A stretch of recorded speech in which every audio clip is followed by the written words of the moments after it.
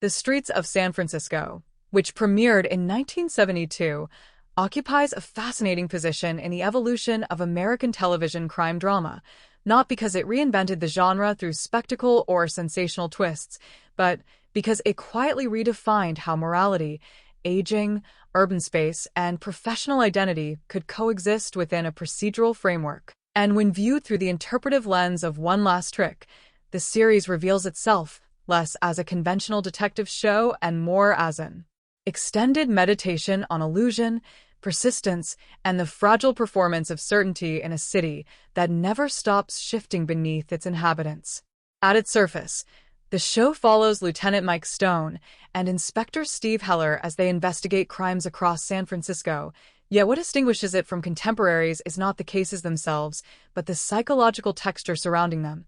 The way each episode treats crime not as an isolated rupture, but as an extension of social pressure, personal compromise, and quiet desperation, all unfolding within an urban environment portrayed not as glamorous, but as morally porous. The title One Last Trick resonates deeply here, because the series repeatedly suggests that every crime is, in some sense, an attempt at misdirection, not only by criminals but by institutions, relationships, and even by the detectives themselves, who must maintain the illusion of control while confronting their own limitations. Mike Stone, portrayed with understated gravity, embodies a form of professionalism rooted in endurance rather than brilliance, and his investigative style favors patience, observation, and emotional restraint over theatrical confrontation, which aligns perfectly with the show's broader refusal to indulge in easy catharsis. In contrast, Steve Heller represents youth,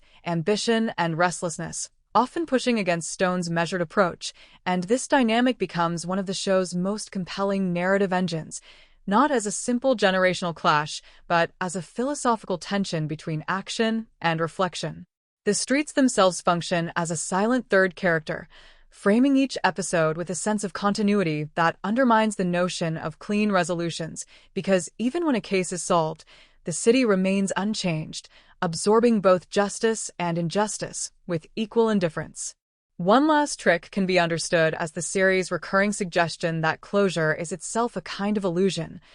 a necessary fiction that allows society to keep functioning even when deeper causes remain unaddressed. Scene after scene reinforces this idea through restrained pacing and deliberate framing, lingering on moments of hesitation rather than triumph, allowing silence to carry as much weight as dialogue. What is particularly striking is how often the show allows criminals to appear mundane, even sympathetic, not to excuse their actions, but to emphasize that crime is rarely born from monstrous intent alone, but from accumulated pressures that find expression through one final calculated act. This approach stands in sharp contrast to later crime dramas that would emphasize mastermind villains or shocking revelations, and it lends the streets of San Francisco a timeless quality because it refuses to simplify human behavior into easily digestible categories. From a personal perspective, revisiting the series feels less like watching a procedural and more like eavesdropping on a conversation between generations about responsibility,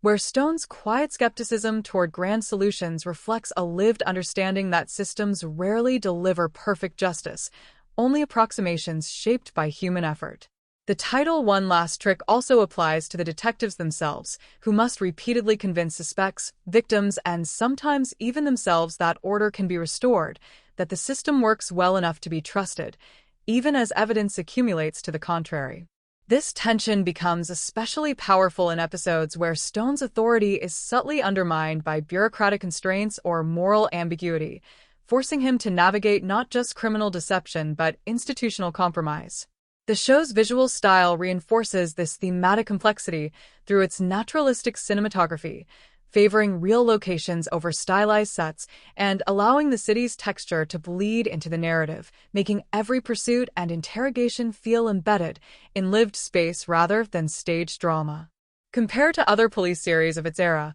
The Streets of San Francisco feels less interested in heroism and more invested in professional survival, in how individuals maintain ethical coherence within systems that reward efficiency over reflection. One Last Trick, in this context, becomes a metaphor for the ongoing performance required to remain functional within such systems, the subtle self-deceptions that allow people to continue working despite unresolved contradictions. What makes this series enduring is its refusal to condemn this performance outright, instead treating it as an understandable, even necessary adaptation. Watching the show now, one cannot help but feel that its greatest strength lies in its honesty about limits, about the fact that no detective, no matter how skilled, can fully disentangle truth from perception, or justice from narrative. The streets of San Francisco are presented not as a battleground between good and evil, but as a complex social ecosystem where every action reverberates imperfectly.